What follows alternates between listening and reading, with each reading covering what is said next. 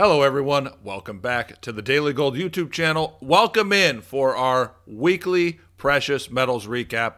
Hope you all had a great week. Thank you so much for joining me. And again, in this video, we are going to do a recap of the week and look forward. So let's get right to the charts. I have more than a few today. Okay, so starting off here, we have the silver daily chart here, gold daily chart here. And on the week, silver was down, I believe, 3%. Gold down only $5. So gold, a little bit of a sell-off, but basically unchanged. Silver down 3% on the week. Let's talk about silver. So we got the stiff monthly resistance, which we'll get to in a chart, at 35. So you had the sell-off, bit of a recovery and rally, boom, another big sell-off. So the support for silver now comes in right here immediately, around 32.50. Also 32.00. This here, 31, and call it 30.50. This should be strong support if this sell-off were to keep going. Does this coming back here negate this head and shoulders pattern? Potentially. I mean, it's a possibility. It depends how silver performs. I mean, I think it can come back down here to 32. And if it were to stabilize down here and then turn back up, I think the pattern is still in play. But now we have to consider that this bullish pattern is potentially no longer in play and negated. So it's a possibility. Again, we're trying to look at probabilities and possibilities. There are no certainties, only probabilities and possibilities. So a little bit of technical damage in silver. Gold, less technical damage there. Did go up to 2,800 this week. On that strength, you did see silver was weak. You saw the miners. They did nothing when gold went to 2,800. That was a signal of the weakness to come. So looking at support levels for gold, we do have 2,700 and right here, call it 2620, 2615.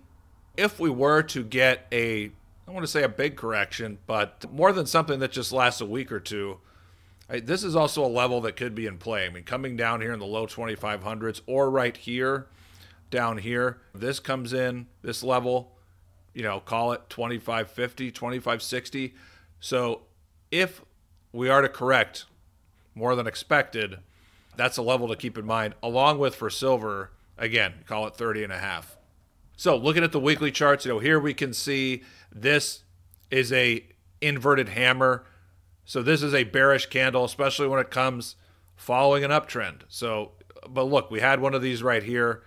Gold was weak, and then it kept going up. So maybe the same thing happens, but at the same time, we do have to respect this. This is quite the weekly reversal. Not too drastic, but it is a weekly bearish reversal. And again, potentially this is a level we could come back to. I should have put a line in here. This is probably, I think, right here, I would say, what is it, 2650 or so. That's a level I would look at as support. And looking for silver, so you have two bearish candles in a row. You did have, this is a distribution candle 2 weeks ago. This week, not the best. It's a bearish candle. So looking at the weekly price action here, you do have support around 31.00 on a closing basis. So we would like to see silver hold 31.00 on a closing basis. And we're talking about the weekly chart here. So if that were to happen and it stabilizes above 31, maybe like this, then that 38 target is still in play for the short term. If not, you do have 29, 30, maybe it falls back there. We know that's an area of really strong support. Okay, so let's talk about the monthly charts. This is the gold monthly chart with the RSI, and this is where we are, 81 on the RSI. So that's pretty extreme. And this line just shows where we can see the past overbought readings, extreme overbought readings, how that compares to today. And so I put in these blue vertical lines here to show, similarities or, where gold was in past years when the RSI momentum was at 81. And the thicker lines, I think these are the best cases with respect to where we are now, the best comparisons, I should say. So we have this line here in 1973, after gold got going, had a big move up, pulled back a little bit, another big move up.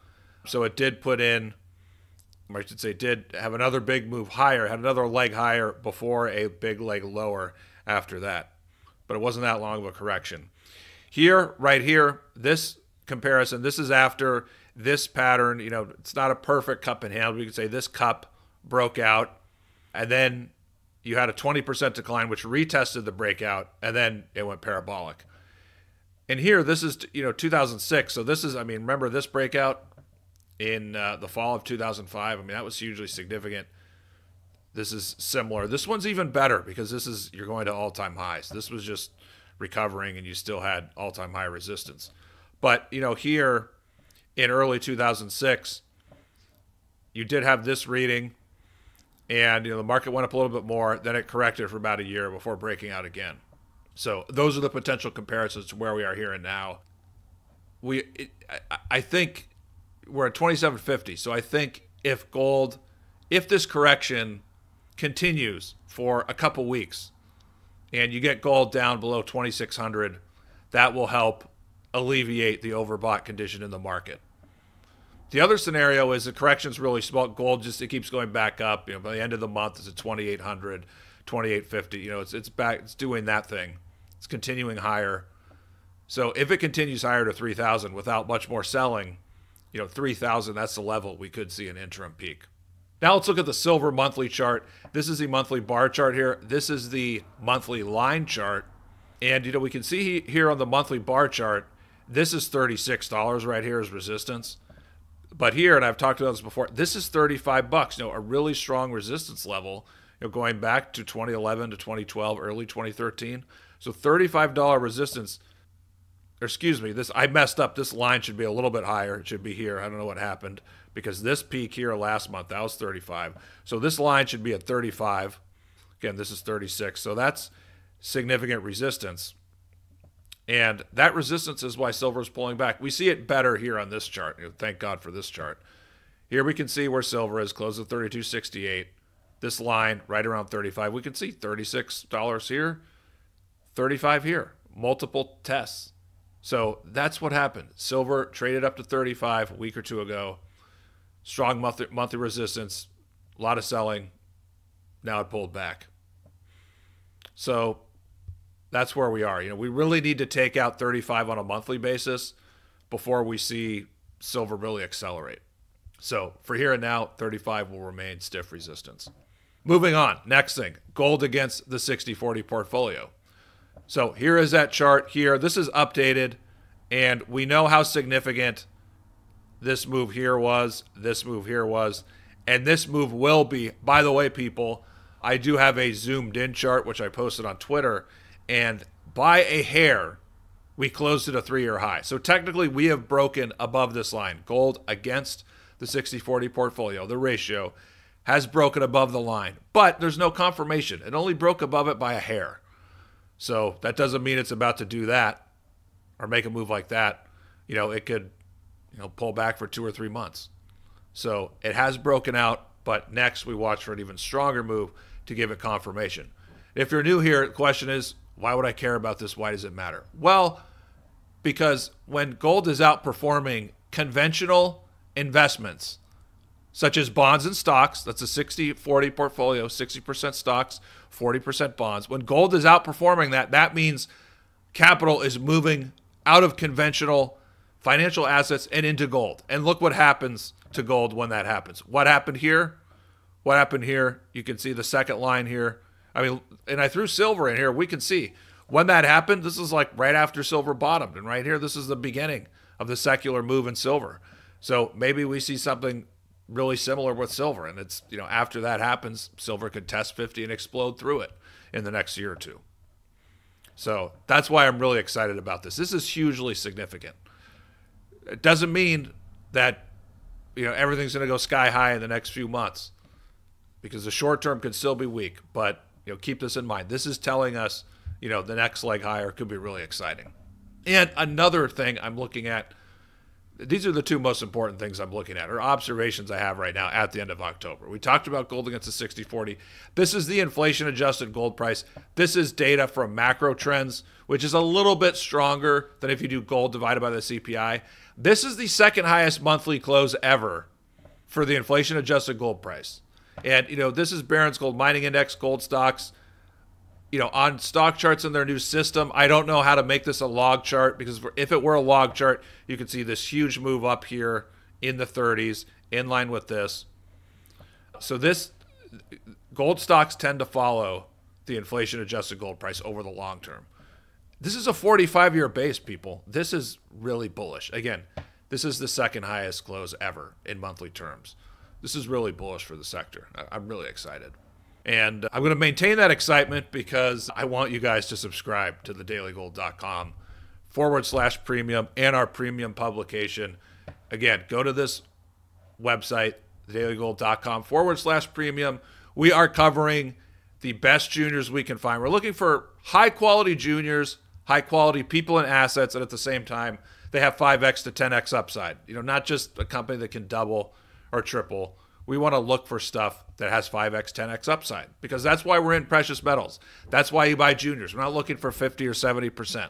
We're looking for those 5, 10 bagger gains. And I think it's very possible we could have those gains over the coming years because we are setting up for a spectacular bull market. It's only just starting. And the good thing about a short-term correction, especially if it continues well into November, these high-quality stocks, they're going to come down. Then you can buy them 10, 15, maybe even 20% cheaper. That's what we want to see. We don't want to see them run away yet.